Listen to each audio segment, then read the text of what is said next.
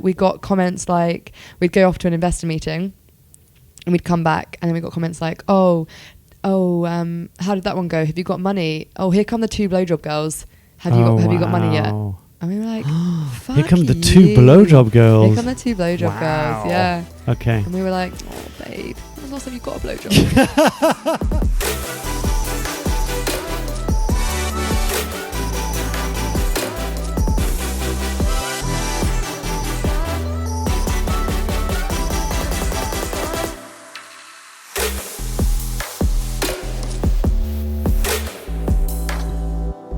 Hi, and welcome back to the Unconventionalists podcast. I'm your host, Mark Leruste, and this is the show about what it's really like to turn your message into a movement. And I'm really excited about today's guest for multiple reasons, and you'll hear some of them over the next course of this episode. But before I get into that, a couple of things. One of them is thank you so much for all the ratings and reviews that you left over on iTunes and for subscribing over on YouTube and leaving comments under the videos. It's been amazing to see you share them online, tagging me over on social media. So please keep doing that. If you enjoyed today's episode, make sure to share it with a friend. And the other thing is, if you want to launch your own podcast, if you want to launch your own show, whether it's this full-blown kind of video format or just audio only, and you've been shy about it and you've been scared about it, come and join me. 20th of September 2019, I'll be hosting a full-day boot camp here in London where we're going to sit down, we're going to jam, I'm going to teach you everything you need to know about launching a podcast, and I can't wait to see you there. Tickets are still available. You can get them down below in the show notes, or you can go on the unconventionalists.com. So today's guest is a good friend of mine, Billie Quinlan, co-founder of Ferly, and we're going to go into a story which is definitely an unconventional story and an unconventional startup for sure. But before I do that, I want you to know that Quinley is going to be... Quinley? What the fuck? Who the fuck is Quinley? It's a mix of Billy and Quinn. I like it. Let's roll with it. Okay, so Billy's going to be sharing it. Let me stop there in case I'm just like, I don't... But what's really exciting about today is that Billie will share about her story and also about how she ended up co-founding this startup that is really disrupting the world. Billie? Or should I say Quinley? Quinlan. Billie, welcome to the show, Billie. Hi, thank you for having me. Yeah, so good to finally have you. Thank you for your patience and for going back and forth and finally being here. Not at all. How you It's doing? lovely just to see your face again. Yeah. I feel like it's been so long. I know, it has been so long. Yeah. How you doing? I'm really good. Yeah. Yeah, minus the burps Pre-record. pre-start. Yeah. But he's like, I need to do a few like these burps just to get it out of the way. The Uber ride, I get the that. kombucha. I get that. Yeah. Yeah, you came in. I was like, you're on the beers. You're like, no, it's kombucha, I promise. Yeah, it's all healthy. Yeah, it's so startup-y of you, isn't it? Yeah. Yeah, and you met someone who you already knew. That was really cool. So we met back in... 2016. Is it 2016? Yeah. Was it? 3 years ago? Okay. Yeah. Through Escape, when you came on the tribe and the career kind of change tribe. And you made quite an impact on us, at least Sophie and me, who were leading it. Oh, Mama and Papa Bear. Mama and Papa Bear. Bear. Yeah. Yeah, you certainly made an impact on me. Mm. That was quite a transformational 3 months. I was actually recording an interview this morning and was telling someone about the journey. Yeah. And the reason I got to Tribe in the first place, what it sort of did for me and my self-confidence and self-worth. Yeah. And then the sort of kick-started where this I've whole today. kind of crazy journey. Yeah. So just one of the things that people love hearing on this episode is like a bit of the background story kind of thing, the hero's journey, the origin story. So what was going on through your mind that led you to actually join us on the tribe to make sure that go for that 12-week career transition? So I don't think you actually know this. No. I don't think you've ever heard this. But when I started a job in the city, I started at a consultancy firm working in investment banking. Okay. Very sexy stuff. Quite a different world away from where I am now. And within 4 months, I was sexually assaulted in the workplace by a very senior person in the company. And that had a profound impact on my self-worth and self-efficacy and self-confidence. That was your first job? No, third. Okay. Yeah, so it was a very male-dominated company. Yeah. But I'd always worked with men. Okay. And I'd always worked with older men. You never had that extreme kind of assault, yeah? No, never. And I'd always had a really lovely relationship to men as well. And then this incident happened, and you, as most people do that have had some kind of trauma like this, you go into self-blame mode. So what did I do? what did I do? Yeah, that led this. Yeah. I did this. So I must have been too big of a personality. Yeah. I must have led them on in some way. I must have looked at them in funny. I must have encouraged it, which is really detrimental and absolutely not true in any scenario, because you're never responsible for assault or violence. Of course. And the following, so that was sort of like in the April of 2016. So April, May, June, July, August, September. Following 5 months until I joined the tribe, were a very dark period of my life, and I was spiraling quite quickly into very low self-esteem. Yeah. So wait a second. So this all happened. You didn't tell anybody at work? I didn't tell anybody. Period. Anywhere. Yeah. Wow. Okay. I was really embarrassed. I didn't want to be someone that had been sexually assaulted. Right. There was a lot of shame that came up for me. And I was just really embarrassed. I felt really responsible for it. I felt like I had created the situation. And I also felt like maybe it wasn't that bad. And this is what women have to deal with when they go into the city and into these kind of male-dominated environments. And I don't want to make a noise. I don't want to make... Was there a part of you that was afraid of... if I make a fuss, it might... Yeah. No one will believe me, or they'll just tell me that it's what you have to... Because this person was senior. Very senior, yeah. Okay. And I started to notice quite a lot of the same behaviours come up as a few years previously. So in 2013, I suffered with depression, and I started to notice some of the same behaviours really surfacing. And I was really afraid of going back there, because that was not a great period of time. And the worst moment, the kind of wake-up call moment for me, was I faked a cycling injury. So I called into work and told them that I'd been in a cycling car crash, and so that I couldn't come to work for 5 days. And I needed an accident that was bad enough that they wouldn't question, and that would allow me to have a significant time off of work.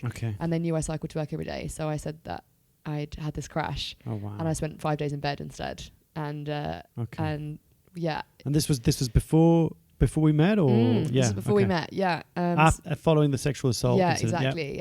And I was turning up. My dad also works in the city, and I was turning up for lunch with him every week, and I wouldn't be able to walk through the door without crying. And I'd sit in front of them for an hour and cry, and he would just be begging me to quit. He was like, I don't know what's happened, I don't know what's going on, but you just need to leave this job. Because you didn't tell him, you hadn't told him about. No, so he just thought I was really unhappy with the work. And so you had to face this person every day at work, or? Yeah, he sat 2 desks away from me. Oh my God. Yeah. And a few months later, I wore a yellow dress into the office, and he made a remark in front of on the whole floor about my dress, and asked me to walk back past him. And I remember at that moment I was like, okay, that's the last time I wear any sort of colourful clothing. So I wore all black, and I stopped wearing makeup, which is actually one of the most empowering things. I'm not wearing makeup now, and I actually feel very free. I know we said it at the beginning. It's like, I was like, do what you want, whatever you feel comfortable. And looking back at it, that whole incident has been such a amazing kickstart to where I am now. Yeah. So it's a double-edged sword. Now you can look back and see how that led you to where you are now. But back then, when you were going through it, and so many women and some men also listening to this have gone through this, and I just want to take a moment, just first of all, to acknowledge you for sharing that, because that's why I love you. You're always courageous in in so many different ways, but also the shame. I want to speak to the shame, because that is something that I've heard quite a lot of times from people who different degrees of abuse, of sexual violence, of physical, emotional violence over the years.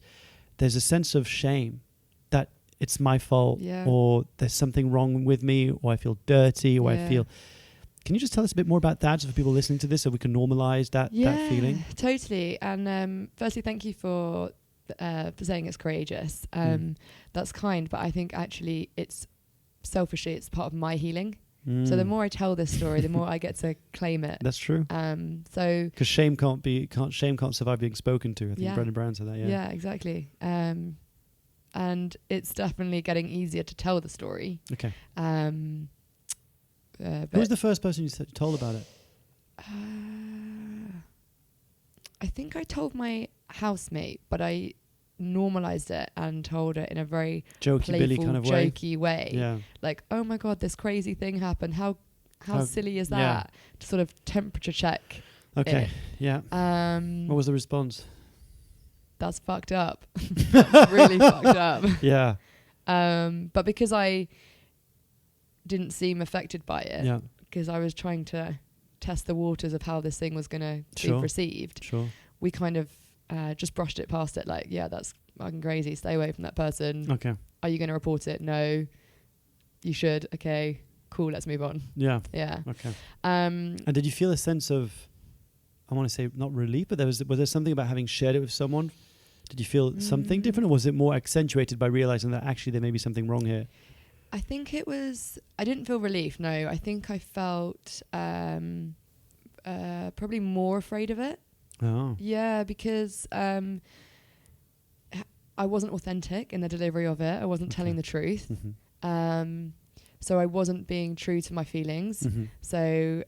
Oh, because you disguised it as a funny kind of. Yeah, exactly. And you can have that impact where you're very funny and you can make like jokes of situations stuff. So I could totally imagine how you would have played that out. And then was it because you probably realized this is serious, like maybe this is something really real happening in Billie. Yeah. Yeah.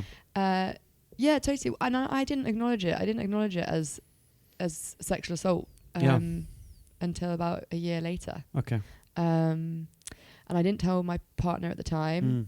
And I have only just been able to tell my the guy that I've been with for the last year. We only had the conversation quite recently. And I guess going back to your question around shame, that feeds into that, because it's I felt like I was broken or that there was something wrong with me, or if I shared it with someone that I wanted to be intimate with, they would dismiss me because of it. And that shame is so suffocating, and it doesn't allow you to be well and happy. So doesn't allow you to be you. And there is so much sexual shame globally. Yeah. So it's such a widespread issue. Yeah. Especially in women. Talk to a bit more. We're definitely going to get into that 100%.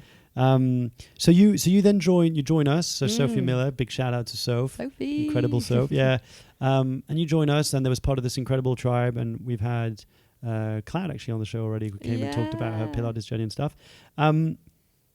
Did you find yourself surrounded by, in that environment, going, these are crazy people, or these are my people? Like, was there a bit of mix, or? Definitely, these are my people. Okay. Yeah, I remember my very first day at Escape. Yeah. I remember coming, and I remember finding Escape City, and I remember finding the tribe and this career change program, and I was like, finally, it's been months, and I need to sort myself out, and this is like my last attempt. This is like, I'm putting all my eggs in this basket, and I put so much weight on Escape the City. For me, no it was pressure like, for us. I know. So and I had like, yeah. And I honestly, I did, and I and also it felt I was able to use my bonus at work to pay for it, and that kind of felt like really amazing, because I was like, fuck you to the company that had put me in this situation, and I was able to use it to work on myself in an amazing way. But I remember my very first day, and I was so kind of overwhelmed by what you and Sophie were delivering and what this journey was going to be. And I remember speaking to Sophie at the end, and I kind of broke down, and she was like, look, this might not be the right place for you. You might need to go and get some help and therapy. But let's just see, and we'll watch it and we'll monitor it. And if it's not, you come back to it. Yeah, exactly. And I just felt really safe. Because she's a magician. She is. She's so amazing. Yeah. And she made me feel very, very safe and like I belonged. And that was really cool. And I looked around the room of people, with such an eclectic group of people. And I was like, who even are you? But that's amazing, because I can be open and exposing myself, and I don't know any of you. So you can't, you can judge me, but you don't know me. You have no backstory around me. So I don't have to pretend in this group. I don't have to make my situation jokey and laughable to make it easier for you to digest. And easy for me to digest too. Yeah. And there was an emotion that came up when you talked about belonging. Something, I don't know if that, I just picked that up, or there was something that came up, at least maybe for me, or I saw in you when you said, I felt like I belonged. Yeah. Was that new? Was that like an unfamiliar feeling, or? I think so, actually. I think 2013 was a really tough year, and as I said, I went through depression, and that was really, that kind of like lost a part of my identity there. And I was on the way to mending myself, but I was quite afraid of that journey, and I didn't have the self-confidence that I had pre-uni I was a smaller version of myself. And then 2016 happened and the assault happened, and that took a huge part of me away. Sure. And I didn't feel like I had the people around me that I could be authentic to and like, share what was going on. I felt like I had to keep up a persona or appearances and be strong. And also try and own my own shit as well. And the tribe, Purple Emperors, so called, it felt like here is a whole group of people wanting to, acknowledging that they're not where they want to be. Yes. So they're acknowledging their failures, owning it, and saying we want to change and we want to move forward. And we're willing to do something about it. About it. And I found that so powerful. And I thought I could not reinvent myself, but I could be my true self here. I didn't have to hold on to any of the baggage that I was dragging with me. Right, especially when you come in the corporate world. Yeah. And in some environments, it feels like I have to wear a mask. Yeah. I have to check myself out before I come in. That was the exact advice I got from HR. Yeah, really? You need to just show up, wear a mask every day, and just get on with it. Yeah. Oh my God. I know. I was like, that doesn't sound fun. that doesn't sound right. It's like terrible advice. Yeah. Oh my God. Okay. So you go through this program. Yeah. And I remember, and I hope you won't mind me sharing this, but I remember at one point you were like exploring different avenues. One of them was like healthy nutrition or something like that. And I put you in touch with Mayu, one of Julie's friends, and you talked about integrative nutrition or something like that. And you're like, oh, that sounds interesting. And did you pursue that? Yeah. I think, you pursued that for a while. Trained health coach. You trained health coach. Yeah. There we go, ladies and gentlemen. Yeah. So after finishing Escape City, the second part of the course obviously is all about taking action and not worrying about what you're going to do next. Just doing something. Taking a step that's going to lead you to another step. Yeah, exactly. 100%. And I was suffering with a lot of gut health issues at the time. Yeah. Like loads of IBS, which I think was obviously quite stress related. Stress, I was going to say, inflammation. Yeah, exactly. And I remember going on holiday straight after the course ended, and I'd been exploring this nutrition element of it. Yeah, your friend told me about integrative nutrition, Institute of Integrative Nutrition, and then I was in the airport on my way on a romantic getaway with my like new boyfriend to Turkey for like 4 days. Yeah. And I found this book called Gut. Yeah. And I picked it up in W.H. Smith's. Is it a beige cover? No, it's white with the stomach colon on it. Yeah, I think Julie. Yeah. So she, I think she used to, because I'm also an instructor at The Guardian. I think she started teaching at The Guardian, and that's how she got the book deal. I think. I could be wrong. She's not British. She's not? No. Okay, forget about what I just said. I don't think so. That's a different book. I think she's like Austrian or something. Okay. Like that, great, Mark. Nice story. You got other shit stories like that to say? Yeah, awkward. It's not. It's not at all her. Like a scientist. Yeah. So she wrote the book Gut, and you read this book. Oh my God, it was amazing, and I just couldn't stop talking about poo all holiday. And I was like, well, we're pooing wrong. We need to poo differently. We need to get a little stool underneath our feet when we go through poo, and we need to do this and that. And he was like, can you stop talking about shit? Yeah. And you were like, what colour was your poo this morning? Get away. Was it liquid? Was it soft? Let's get the poo scale out. Yeah. Was it brown? Yeah. But it's true that did I have a guest who talked about this, or have I read about it? But they're basically saying that your poo, the colour, I don't know why, now you're getting me to talk about this, but the colour of your poo, the consistency of your poo can tell you a lot more about how you're... Right. Yeah. Yeah, it's so fascinating. Mad. And so, I was hooked, and I was like, okay, I'm going to pursue this. I don't know where it's going to take me, but I'm really interested in it. I want to take ownership of my health, both mentally and physically. Yeah. And this just feels like a natural step to take. So I signed up to the Institute of Integrative Nutrition. It's a year-long health coaching program. Yeah. And it was amazing. It was an amazing kind of first step and something to start me on the next part of my journey. Yeah. Cool. And then I also got the courage to go back to my company. Yeah. And did you have a hard conversation? I remember you having a tough... I don't want to say what it is, but I remember you coming back and telling us that you had a tough conversation. Yeah, I told HR what happened, and I remember I asked if I could go for a meeting with her, and we sat in a cafe. Because had you left by then the company? No, or no. You still okay? No, because one of the amazing things that you guys taught us was that you should never leave on bad terms. Yes, I told you that it will spill if you. Yeah. You'll take that with you. Yeah. So you need to leave on your terms and on good terms, whatever that looks like for you. And you need to address whatever you're afraid of addressing. Exactly. Whatever you need to say it before you go. Yeah. And you need to build an escape fund. Yeah. So that you can, whatever you want to do next, you've got some money and some foundation underneath you. And I wasn't there because I just spanked all my money on escape. Thanks guys. You could have told us that before the tuition fees dropped.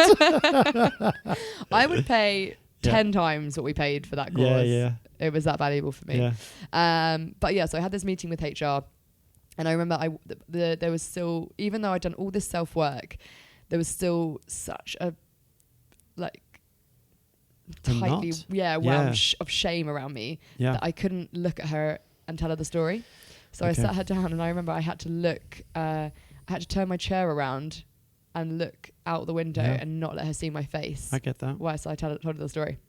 And she was amazing, actually. She kind of received the information really well. And but then from that, I had this hard conversation about I want to leave the department that I'm in, and I want to come and set up this role around diversity and inclusion because I really want to work on empowering the other women in this company and try and have an impact on changing the culture here because that's where I feel like I can have some impact. And they were like, we don't even have that kind of team. And I was like, I don't care, make it happen. And they did make it happen. And I remember my boss saying, why are you doing this like diversity and inclusion thing? You're walking away from the potential of earning 200 grand a year in the next 5 years. I remember you sharing that and telling us that was like nothing more than 60k. You're foolish. And I was like, I'd rather earn £5 than spend another minute in your company on this trajectory of this job, to be honest. This is not healthy for me. So then I was training to be the health coach, and I was working in sort of learning and development team, working on projects there until I saved enough money to be able to leave. And I remember that this is really funny because they didn't have a team, but they were just about to start hiring someone to create that team. And when that person joined, they were like, oh, by the way, I know when you interviewed, you didn't have anyone in your team, but now you've got Billie. And they were like, who is this Billie? I don't want her. I don't want her in the team. What? Yeah, they were like, she's got no experience in this field. Like, who is she? She's going to be a hindrance. She's going to slow me down. And I was like, fuck you. I know my work. Billie the goat. Billie the goat. I can do this. And so the first 3, I was there for 6 months in the end in that role. But the first 3 months were quite difficult while the two of us found our feet together. And she really wanted someone that just followed the letter and to she needed a soldier. Followed the rules. Needed a soldier.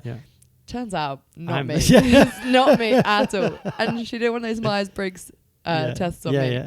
And she made me do it. And then she sat me down and she shared the results. And she was like, you score really highly in this and low in this and low in that. So ultimately that means that you're like a free spirit, you're a risk taker, you are willing to like chase after things, basically like hugely entrepreneurial spirit. And I was like beaming. She was delivering this news to me and I was like, I had the biggest grin on my face. I was like, oh my God, I sound phenomenal. Like, is that really me? And she's like, no, you're not getting it. This means that you're not adequate for this role. Exactly. She then looked at me and she was like, I don't know why you're smiling. That this is not what I want you to be or need you to be. And I was just about to go on holiday and she was like, you need to take the next 2 weeks to think about whether you want to be in this job. Wow. And I was like, fuck, I sound fucking fantastic. Why don't you want that in your team? So that was like a real blow. I tried to sort of navigate that. I was like, how can these amazing qualities not be recognised? I mean, meanwhile, just because someone listening is definitely going to have the same question. Meanwhile, this is happening. What did HR do with your information about the sexual assault? They tried to send me to New York. Yeah. Okay. Yeah. What? Okay. They basically like... What, like to kind of like, oh, sorry, here's a ticket to New York. There's a role in New York in the same department. Oh my God. It feels like the priesthood of like these stories of priests getting moved around after, oh my God. And I was like, I don't want to go to New York at this time away from like all of my... and not because of any merit. Yeah. You're not sending me to New York for merit. You're sending me to New York to... to shut me out, actually. Like, what is this? Felt very archaic. Wow. Okay. Yeah. And then I think the person finally got let go maybe like a year later. Okay. So I'm not in my lifetime of being there did I see anything happen around that, which I was very disappointed in. Yeah. I bet. So you continue to, you go on 2 weeks on holiday. Yeah. And you come back? And I came back and I quit. Okay. Yeah. So I came back and I was just thinking, what did I do then? And I remember over the holiday I was thinking, no, I can make myself smaller. I can do this. Like I can fit the mold that she wants me to. And I was like, hell no. Yeah. What has the last 3 months training just been about with Escape the City? Like, no. And I came back and I called a meeting with her and the head of department. And I walked in and I was telling them about what had happened and why I was upset by it. And they were like, oh, you know, we can make that work. Don't worry about that. You just need to like play by the rules a little bit more. Don't upset the boat. Just get on with it. Blah blah blah blah. and then we sat around and I was like, oh, okay. And then they said, okay, we good here then? We all done? And they got up to walk away and I said, oh, I don't think you've quite understood what I'm saying. I'm leaving. I'm quitting. I'm not staying in this. I'm not doing what you've asked me to do. I'm not making myself smaller. I'm not playing into this role that you need to do. I'm not going to be who you want me to be. I'm going to be who I am. Yeah. And it really upset my head of department. They were really hit by it. And so then I ended up staying for another 3 months in the end. Yeah. Because once we'd got that out the way and they were just able to say, okay, you just do you then and do it to the best of your ability, I was given a bit of freedom to kind of do that and explore what that would look like. And we actually turned a page and got on super well. And, you know, I delivered some really great projects and I left on a real high. Okay. And that was an amazing thing to do. So this was when? What year is this? This was 2017. Okay, 2017. Yeah. And then, so then there's a period of time, I kind of almost fast forwarding that period of time to... You volunteered to raise money to cycle. You were going to cycle to raise some funds. Yeah. Should I tell you? Yeah, please. Yeah. I was like, I'm going to stop making it up. Yeah. You like climbed trees. Yeah. You and you were like skateboarded around the world. Yeah, and then you kangarooed your way around. Yeah. I was worried you were going to like big me up and then I'd have to like bring it down and tell the truth. So I left the job. I didn't have anything lined up, but I was working at this intersection of like health and wellbeing with my health coach training, technology because I was coming from a tech consultancy, and really loving working with women. So I was really working with, really enjoying working with female clients, and but I wasn't really loving the one-to-one health coaching. I was like, oh, I can't have a big enough impact. Technology will be able to help me do this. So I was like, okay, I'm going to go away and start my own business in some capacity because I just feel like that's exactly what I need to do right now. Absolutely clueless, like where that came from, I don't know. It just felt right. Yeah. And one of the things that we learned again on Escape is just take the next action, go with what your instinct and what you're feeling, and a door will open up. And so I just wanted to trust that process. And then the most amazing door opened up, and it was this program called Zinc. And Zinc was. Did you have? I thought before that. You had the whole cycling thing? No, I did, but there's a reason why. Okay. Yeah, so Zinc came, and I think you sent it to me. I think a couple of people sent it to me from Escape the City, being like, this sounds like something you should do. And it was a 6-month business builder with a mission. Yeah. And it was their first one. And the mission was to build businesses that would transform the mental and emotional health of women and girls in the developed world. Yeah. And I loved it. I was like, oh my gosh, that speaks to everything that I'm trying to do on my own. I need to be a part of this. And then I looked at the qualifying criteria, and they were looking for 3 types of people: one sort of product, one tech, and one sort of like commercial business. And I remember I called you and I was like, I'm not any of these 3 categories. And I was going through, and you had to say whether you were like a ninja in some of the skills or basic or whatever, and like really own that category that you were. And one of the things that we got taught on Escape was this concept of future truths. And I thought, this is an opportunity to speak my future truths and say now in this application process who I'm going to become by the time I interview and get onto the program. And I had been following this charity for a while, and I was obsessed with them, a charity called 109 World, which was co-founded by one of my idols, a woman called Rachel Brathen. And they just do these incredible trips, and one of them that was just coming up that summer was around women, and they were supporting women in Congo who had survived sexual violence. Yes. And I was just like, this world is so weird. How all of these things coming together. They're aligning. And so I said on my kind of application for Zinc that I'd gone on this trip and that I'd raised all this money knowing that I hadn't done any of that yet. But I could see inside where it was going to be. Yeah. I also said that I had learned to code and I hadn't done any of that yet. Okay. But again, I could see that where I was going to start doing that. And so there was just a few things that I was lining up that I wasn't able to do before the deadline closed, but I could do before I got pulled in for an interview. Sure.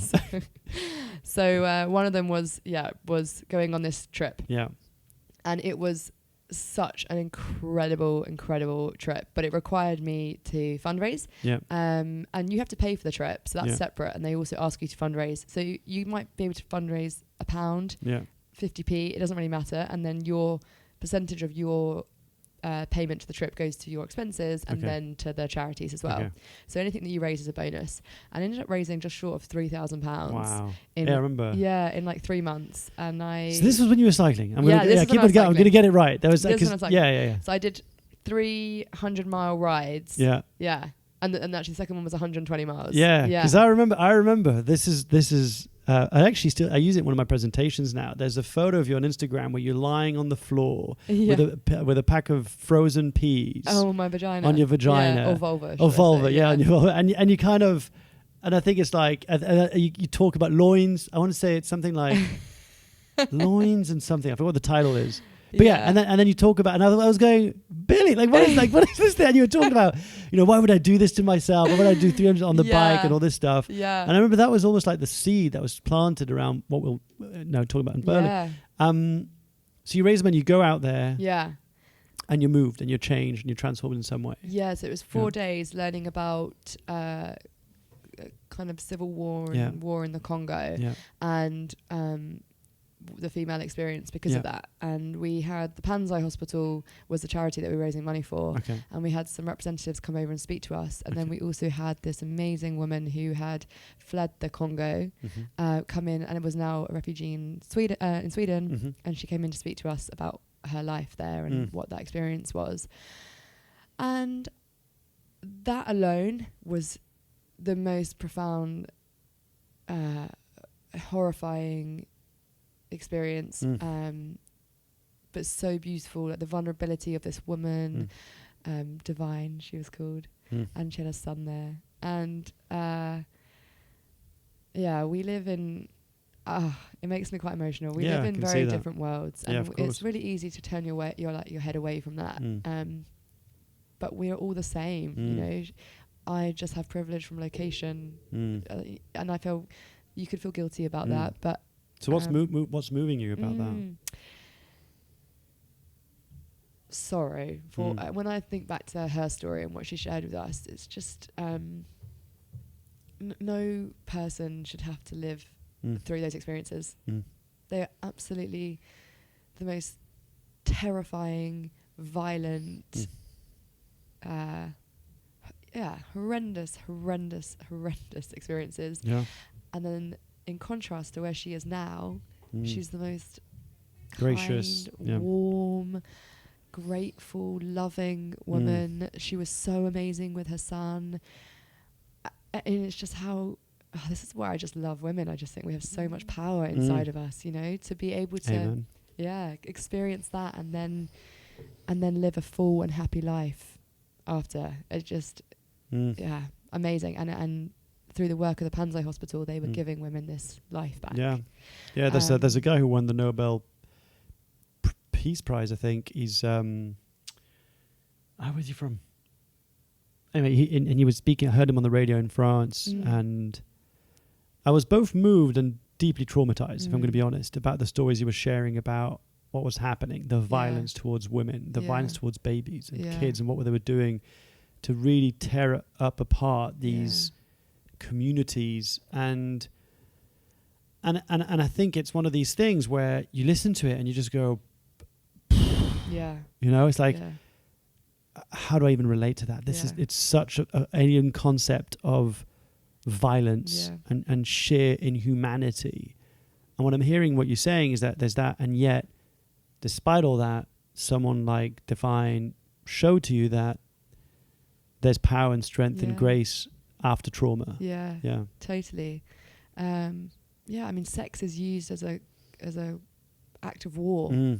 It's something that we are pushing around pleasure is there used around it's just total violence and so you get to see that, and then you come back. Well, so on that trip, so that was that experience, and as you're just saying right now, it is really hard to relate to it, and it is really hard to put yourself in those shoes, and you know, I was absorbed in it for 4 days, and I still feel like I had a fleeting kind of window into that world, but the thing that struck me even harder, because it is that more relatable, was the women on the trip were Western women. There was 30 Western women on the trip, and 80% of them were survivors of sexual violence. And obviously that, you know, the mission obviously spoke to them, which is why they came on the trip, and it was all around sort of healing and growth. But 80 women, and every single woman shared her journey. So this is before the Me Too movement kicked off, right? This is post Me Too. Is this post Me Too? Yeah, okay, it's post Me Too. Okay.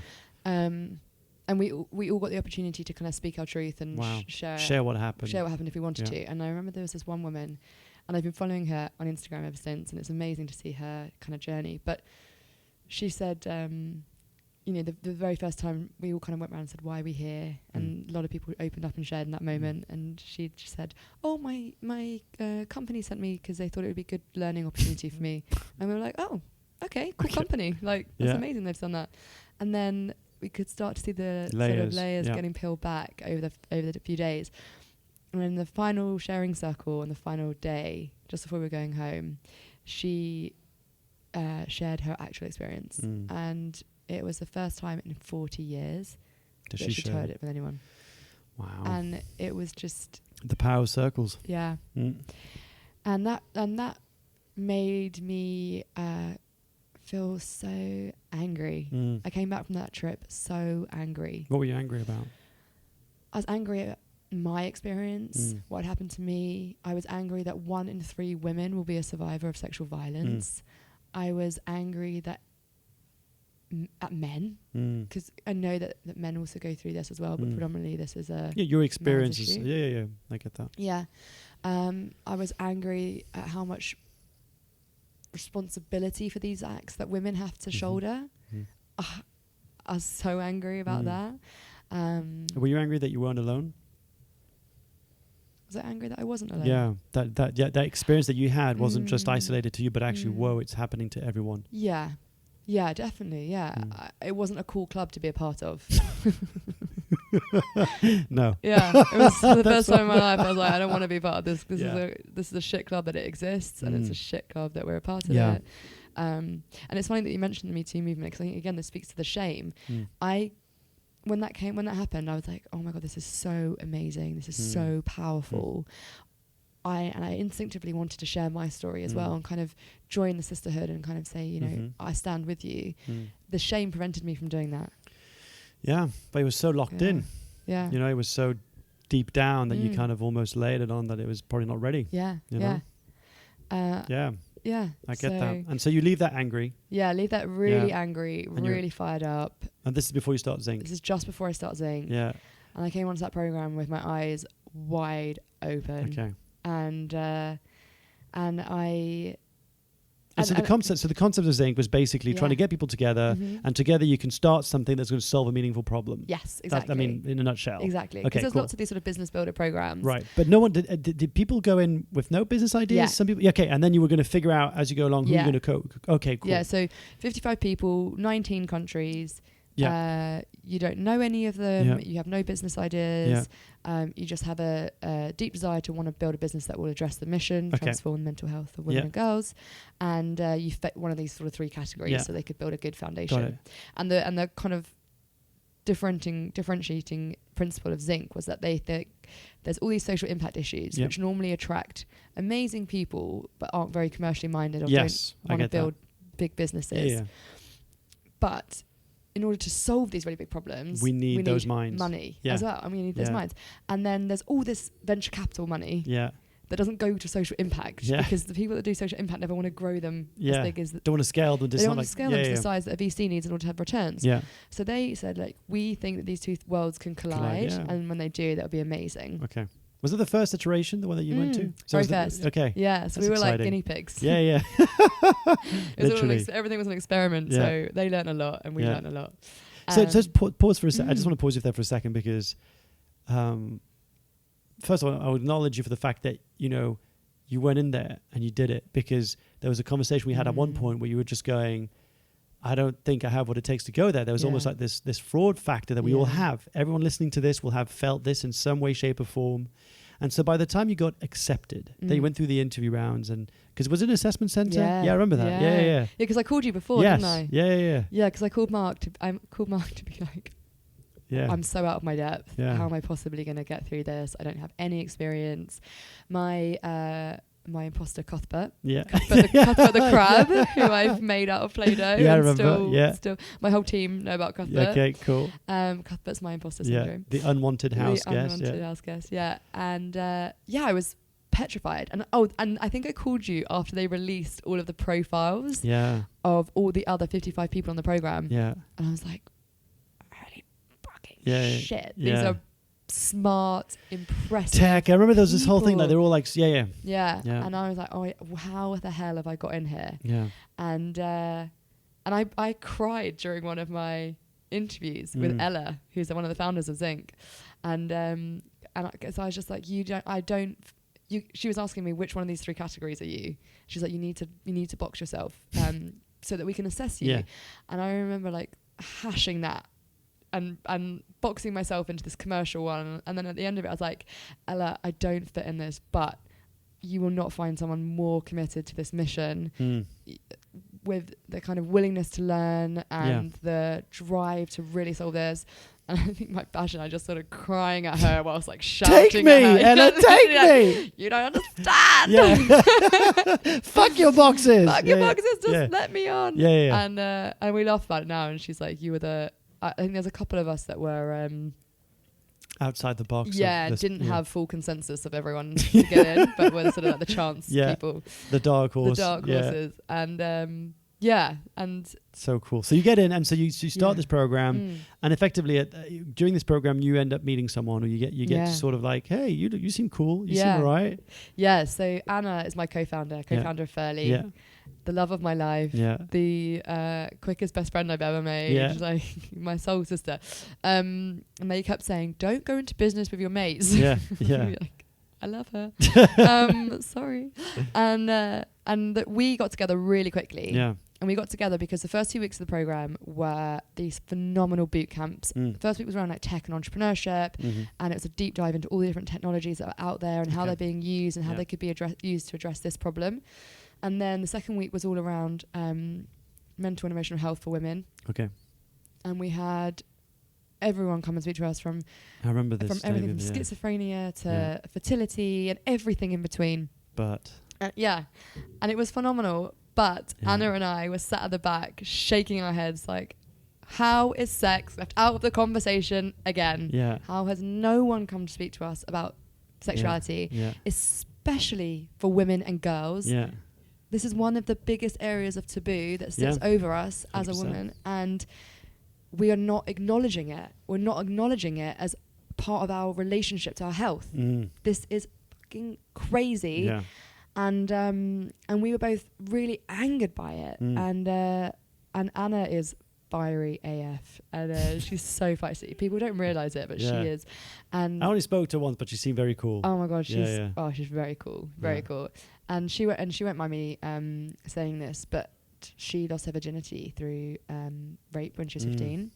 So she's navigated her own experience around her sexuality and only sort of recognised it for what it was when she was sort of 25. So only over the last sort of 5 years has started to process that. And so we were chatting over lunch, and we just said, right, let's just do it. Let's just dig into this. Like, we've lived it, we experienced it, we understand it. Yeah. Let's go and speak to some women and find our own experts. And then that's when you put the grapefruit photo on Instagram with the 2 fingers in the middle. We want to talk. Very provocative. I remember that. Yeah, it grabbed the attention. Yeah. Did you take that photo? Did you find? No. There's actually there's a website called Unsplash. Yeah, Unsplash. There's a side one called Unporn. Oh, okay. Yeah, I think it's called Unporn or something like that, and it's basically fruit and vegetables. That's amazing. That are being used for like, to imply. Yeah, I get that. Cool. So, and then that's when you said we were looking to talk to women about who want to explore the sexuality and masturbation, and there was all this kind of different. Exactly. We want to speak to anyone that wants to speak to us about sex. Yeah. Yeah, and their relationship to it. And we ended up, over that 6-month period, speaking to close to 500 women. No way. Yeah. We spoke to so many women. But like what? Like and phones some men or and some, surveys? Or? Yeah, through a mixture. Through one-to-one interviews, through phone calls, through workshops, surveys. Yeah, the full spectrum. Anna is a decade in academia. She's got a PhD, right? Or something. Or, PhD from Oxford. Yeah. Very smart cookie. Yeah. So it's not an activism, research is it? methodologies. It was actually, How can we use digital media for activism? Okay. Yeah. That was it. Yeah, cool. Yeah. And so you're going through this process. Yes. Meanwhile, you know that in the back end you have a final day where you're going to have to pitch. Is that right? Or how does that work? Or we actually started pitching. So we had 3 months of kind of cocooned life. Yeah. And then the next 3 months you were pitching every other Friday to a room of like 50 to 70 investors. Okay. Yeah. So what was the first situation? Because you first of all, you had a different name back then. Yeah. Leica. Actually, no, we had Project Enjoy. Project Enjoy. And a competitor has just launched with the name M-Joy. No way. Yeah. Okay, cool. Funny. So, and then went to Leica because that was the one then that was. Then it went to Leica. Yeah, which was funny because when I was a kid, it was a skateboarding shoe brand company. It's also The Dog That Died in Space and a camera company. Okay, there you go. Oh yeah, of course, yeah. And so at that point, was the idea kind of like we need to talk about sexuality? Women, we need to help women heal the relationship with their sexuality, with their bodies. So the two sort of things that came up through all these interviews, because we didn't know what it was. We were like, what do women want help with in this space? Yeah. Okay. You had an assumption, and your role was to validate to see. At this point, we were going really broad. Like we didn't even have assumptions. Okay. We were just like, there's something fucking broken. Yeah. There's such a taboo and shame around this. Yeah. And the research shows that there's an orgasm gap. Yeah. So men have more orgasms than women, but then beyond that, they actually have more pleasure than women as well. Okay. So in a year's period, women are 4 times more likely to say they've had less pleasure than a man. Yeah. So there's an orgasm gap, but bigger than that, there's a pleasure gap. Yeah. So we knew those two things were true. Okay. And we knew that your relationship to sex is completely linked to your mental and emotional health. Good. So we knew those two things. Got it. So positive relationship with sex, great mental and emotional health. So you were in the right territory. You just hadn't pinpointed what's the actual problem we're solving. Yeah, exactly. Like what can we actually help women with here? Yeah. And through the interviews, the two things that sort of emerged were knowledge. Yeah. And we were targeting, and this is, people have questioned us a lot on this. Why did you go for older women and not younger women, not sort of teenagers and children? Sharing stories. More actually that we thought that. So for Anna and I, this is about impact, and it's really complicated to navigate the education system, and doing anything with children is really difficult. And actually, one of the most important areas that we get our sex education from is from our parents. And if we've got a whole generation of parents out there who have no idea how to talk about their own sexuality, let alone their children, kids, how are they going to be able to educate their kids? And then how is the sort of next generation of mums going to be able to educate their kids? Yeah. So we are tackling and addressing children. We're just doing it on a very long-term play. Yeah. Got it. By sort of going after the women who have been completely left behind by the sex education system, failed by that system, and have gone out into the world and are navigating these real experiences today without any support. So what did you learn? Like you had 5 conversations. What, like, give me the top 3, I don't know, top 3 things that you learned out of that. So knowledge, like they just have such a lack of knowledge around their bodies, around their wants and needs. Questions like, what's your anatomy called? Can you label your anatomy? Impossible. Really hard. If someone asked you in the bedroom, what do you want to do? How can I pleasure you? Mostly didn't know how to answer that question. And then there was this thing around shame. It's a huge amount of shame and normalization. The number one question we got asked is, am I normal? After hearing my story, so is this a mix of both physical, so is my vulva normal? Is it also, I'm into this? Yeah. Is that normal? Yeah. Okay. Yeah. Does my body look normal? Are my fantasies normal? Are my thoughts normal? Okay. Are my sexual experiences normal? Yeah. Yeah. Okay, great. Am I having sex enough? Is that normal? Right. Am I not having it? Okay. Yeah. Yeah. So lots of questions. So many questions. Okay. So you've got all this information. How do you turn that into a compelling pitch? Yeah. So we were then like, right, women just need to understand their bodies more. Okay. they just need to masturbate more. Yeah. That's it. That's easy. Right. Just make them masturbate. So then we're like, okay, how do we get women to masturbate more? Yeah. We need to create better stimulus, because if they had better stimulus, they'd be masturbating more. Yeah. Simples. And we were so reductionary at the beginning. We were like, this is so obvious. Just give them better stimulus. They'll masturbate more. Knowledge solid. Yeah. Fine. Done. Everyone's happy. And then we quite quickly came to the realization that was such a surface level solution. And like, absolutely, what are people thinking? So while you're talking about this idea, because there are people who have got probably, I'm not sure what the different ideas were floating around in the actual Zing community, but when you were going around saying we're going to get women to masturbate more, were people going... Not only did we say we're going to get women to masturbate more, we were conducting user testing on some of the other Zinc people on the program, being like, can you just come into this room that we put a pillow and a blanket down and listen to our audio and see if it wants to make you masturbate? You don't have to masturbate unless it comes to you, and then you can. And they were but we won't be filming. Maybe we will. Yeah. We'll leave the room and knock on it after you're done. Yeah. Wow. And were people willing to do it? Yeah. Yeah. Because they were like, this is such an unmet need. But we did get we definitely got some kickback from it. So we got comments like, look, you're two girls talking about sex. You're never going to get funded. Sex tech doesn't get funded. Stop doing this. The waste of time. The point of this is to get funded. This is a waste of time. So we got that. You're two young females. You're never going to be taken seriously. We got comments like, we'd go off to an investor meeting and we'd come back, and then we got comments like, how did that one go? Have you got money? Oh, here come the two blowjob girls. Have you got money yet? And we were like, fuck here come the two blowjob girls. Here come the two blowjob girls, yeah. Okay. And we were like, oh, babe, when was the last time you got a blowjob? Let's think about that. Yeah. Yeah. Wow. Okay, cool. So did that fuel you even more? Yeah. Yeah, I bet it did. God, you don't want to piss off Billie. Yeah, I get that. I know, I thrive on that. Yeah, fuck you. Yeah, wait till we prove you wrong. Okay, yeah, cool. Exactly, yeah. Okay, so you go through these things, and then there's a point in time where you pitched. You said you were pitching every Friday. Yeah. And there's a point in time where it clicked. Yeah. So then so basically we kind of, the better stimulus was just one element of it, and we knew that we needed to go deeper and kind of create this knowledge base. And we stood up and we pitched, and I don't know, I think we were strong pitchers. We always delivered a good pitch. Do you remember your pitch? Oh, it was different every time, but I remember the first opening line. What was like, go on. Give us your opening line, Billie. Okay, wait. It was something like, the average time for a woman to be aroused is 20 minutes, but we're gonna bring you to climax in 3 because we only had 3 minutes to finish. It's a good opener. I like it. Yeah, and looking at a sea of men, investors, they were like, "Oh, what's going on?" Paying attention now. Yeah. And then we sort of spoke about the problem, and people understood the problem straight away. No one ever questioned the problem. And a lot of women. We actually got questioned on that. Really? Women are not a big enough market, apparently. Yeah. What? Yeah.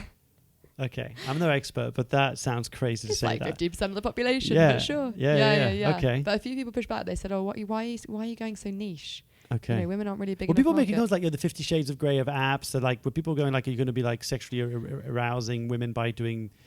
I mean, there must have been so much stuff thrown your way in terms of preconceptions. Yeah. Actually, the biggest thing was, so this is just sex education. Oh, so then you should do it for kids. This is just sex education, you should do it for kids.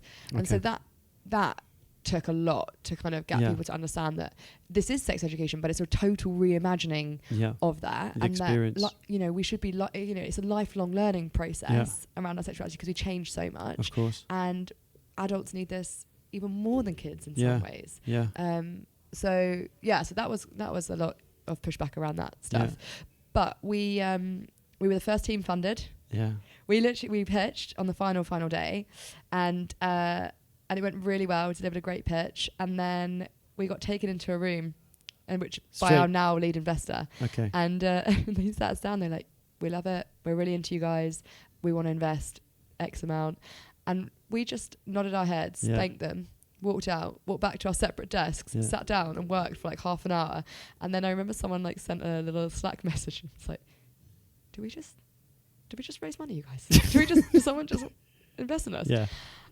And then we went out to the corridor and we were like, fuck, this is like insane. Because I'm guessing you can't say the amount, but it's a big amount. When's this getting released? What date are we now? It'll be end of August-ish. Or I can wait to release it. When could this be released and it'd be okay? We raised. I think that will be fine. We're just closing it at the moment. Okay. We're closing a sort of stuff around, but we raised in total 1.5 million. Yeah. Fuck off. Yeah. Billie, you absolute fucking legend. Wow, because last time I heard was a quarter million. That was the last one I was left on. Yeah. In November and then just now. Yeah. I am beyond inspired and impressed and proud. Wow. Okay. Cool. Yeah. Amazing. So you raised. So there's a market. Yeah, there's a market. There's definitely a market. We've got over 2,500 women already on the app since only. So now you changed names. So just to link it back and oh my god, that went by so fast. Yeah. We're literally coming to the end of the interview. So all that What's to happened? Say, yeah, that just went so. So change the name. Yes. So Leica means to play, and it's Icelandic, and we love that because Iceland is known for its gender equality, and the woman that kind of inspired me is a woman called Tortoise Elva, who spoke to us on that trip that I went to in Sweden, and she's from Iceland. And then we met an Icelandic woman, and she was like, "Yeah, it means to play between children," and we were like, "Oh no. God. Okay, quick, change name. Okay. And Ferly is beautiful. So Ferly, Ferly, available on the App Store. Download it now. Go and download it. It used to mean strange and frightful. Yeah. And it would be used to describe witches and wizards and mystical creatures and all the things that we were fearful of. And then as we've come to understand all of that, it's been transformed into strange and wondrous. And I think that's such a beautiful analogy to our sexuality. I love it. Oh, Billie, I love this so much. One thing that you also did, you gave a TEDx talk.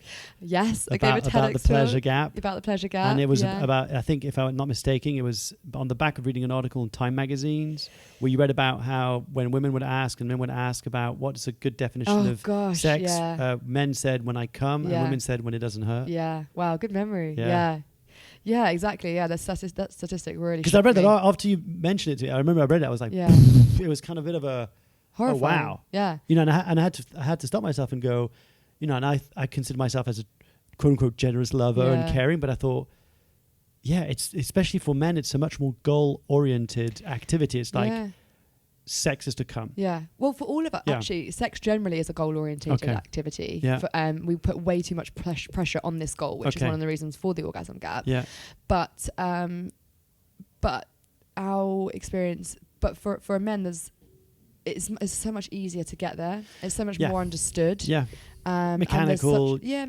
Just research, and also we prioritize the male experience way more. So we just understand it, and we prioritize male pleasure over female pleasure. And there are some different things that need to happen in order to get a woman there. But you know, it's funny. I remember being with partners in the past where I'm fucking talking about this, but I was partners in the past where, you know, I would come and they wouldn't. I'd be like, "Let me pleasure." Like, no, I'm fine. Yeah. And that would happen. Yeah, and I'd feel guilty. I thought, but what about you? And I'm like, no, I'm good. It's fine. I don't need to come to enjoy it. And I remember since I've heard you talking about it, I've been so much more aware of. Oh, where am I being reactive towards sexuality, especially women, for example?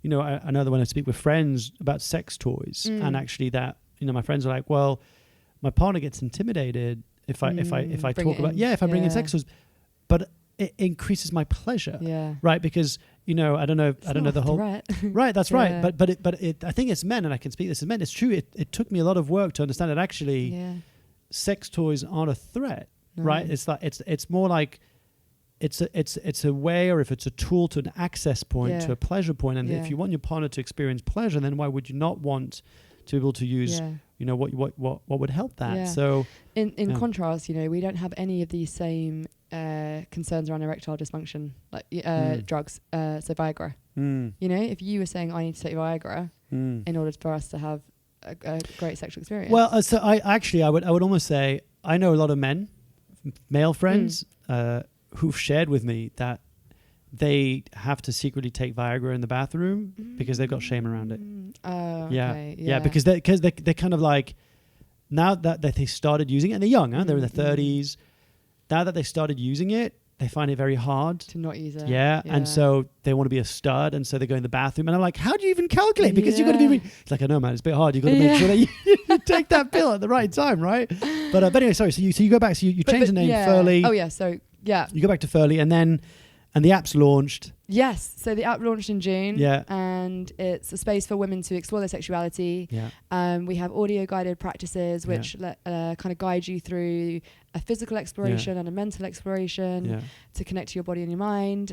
We have little sessions which we call Food for Thought, which sort of unpack the science behind sex and sort of social and political commentary around sex. Yeah. And then we have Central Stories. It's like podcast meets calm meets sexual. Yeah, mashup of all of those things. Yeah, love it. Can you get? This is going to be a question for Julie. She'll hate me asking it, but I'm sure she'll want to know. Can you get Matthew McConnelly to do a little session on the Ferly app? I hope so. I have an in. Yeah. Okay. So maybe. I mean, it's like a stretch, but I'm telling you right now.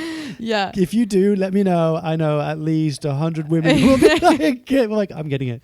Well, Mark, if you want to make an investment and commit some funds to getting Matthew on there, I'll do that. Make it happen. Yeah, no, because I mean, again, I don't know what's. When I interview friends, it's always hard because I don't know what public knowledge and what's private. I'm always very mindful. But you've also, one of the investors you've got on is a very cool investor. It's got a good profile. And how have you, without having to name, if you can't name, but have you? I guess you learned quite a lot from this investor. Yeah. They're amazing. Actually, they're very hands on. How many have you got? Like, do you?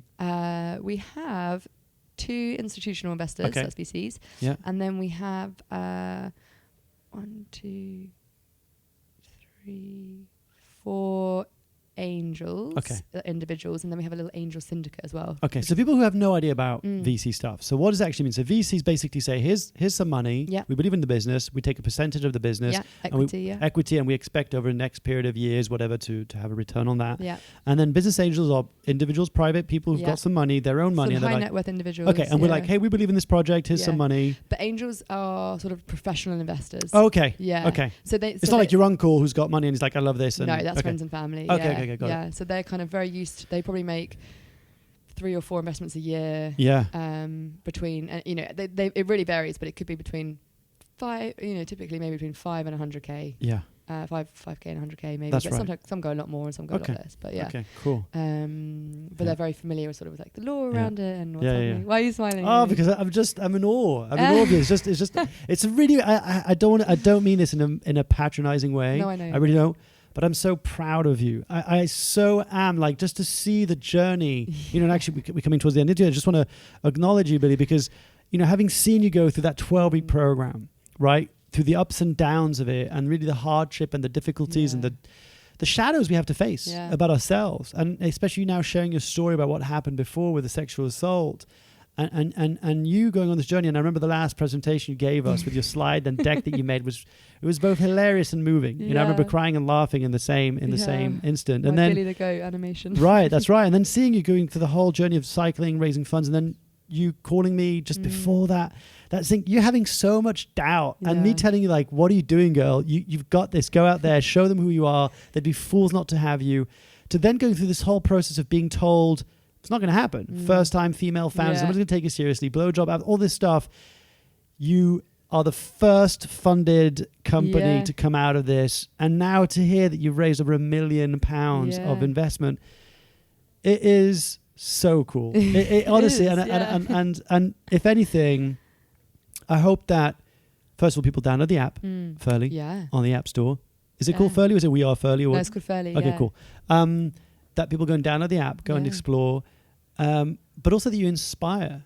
And I want to say inspire women and men, but especially women who listen to this to go, there's no barriers too high that we can't break. Yeah. And if people tell us that we can't do, then maybe Billie and Anna's story will, would be one of those inspirational stories that will continue to thrive. And I know for a fact that, you're going to go on and do some incredible things and keep on doing that. I hope 100%. So. That part scares me though, because I almost feel like I've got a long way to fall now over the, I feel like it's been such a really quick upward trajectory. Yeah. But firstly, thank you for that. And I think it's really lovely to have this conversation with you, someone that saw me at possibly my very lowest moment to now. I mean, I definitely get low moments, 100%. But the high is pretty cool right now. And I'm sort of very, very, I don't actually want to use the word lucky because I've worked for it, but grateful, very grateful to be doing what I'm doing and to be seeing that it is having an impact and hearing women respond so well to it. And and I think the more we can all share stories, then you get to see different ways of success. 100%. How many? What's your team size now? How many are you? We're only 4. 4. That's cool. Yeah. That's crazy. We're actually looking for a community manager. Okay. So someone to sort of like hybrid between digital marketing, community management. Okay, get in touch. If they want to get in touch, Or if you have any engineers, we're looking for a software engineer. Just pitch, go on. Anything else you need? Anything else? Are you looking for a new car? We're looking for a new car. Oh, I'd love a new car, yeah. Maybe like a washing machine at home, which is broken. Anyone listening to this, please just using this. Like, I need some new shoes. Anyone wants to like paint my toenails? Yeah, 100%. No. What's one thing most people don't know about you? Ooh. Well, I think I've been pretty vulnerable on this actually. Yeah. So I think... what is one thing that most people don't know about me? I absolutely love improv. Improv comedy? Yeah, not comedy, but I guess comedy, yeah. Okay. But I've just started classes again after 10 years break. Amazing. And so no one really knows about that. Yeah. Very cool. And what else was one thing people don't know about me? Is there a vegetable you don't eat? A fruit you hate? A little secret passion project you have on the side, like Scrabble? I always use Instagram when I'm having a poo. There you go. That's No, I'll know when you message me on Instagram. I'll be like, what's the colour? What's the consistency? Are you healthy? Are you using the What does being unconventional mean to you? Believing in yourself and going against the grain for things that you care about. Even if you say it says no. So cool. What's your Instagram handle? @WeAreFerly. Okay. @Billie Quinlan's pretty boring. Amazing. Cool. Billie, thank you so much. Thank you. I love you. So good to see you. And likewise. There you go, folks. I hope you enjoyed today's podcast. What an incredible conversation. So inspiring. So much I want to take away from this. But if anything, take it that there is no such thing as something that's impossible. I really hope you go and check out Ferly on the App Store. Go and download it. Spread the word. Let every girl, every woman you know to go and check it out and download it. It will change their lives. And if we change their lives, we'll change the world. That's just as simple as it is. Always a pleasure to hang out with you. And also, if you want to go and check out the podcast bootcamp we have on the 20th of September 2019, go and do that. Thanks for signing up. Thanks for subscribing. We'll see you in the next week episode of the Unconventional Podcast. I love you. And as always, follow your own path. I'll see you then.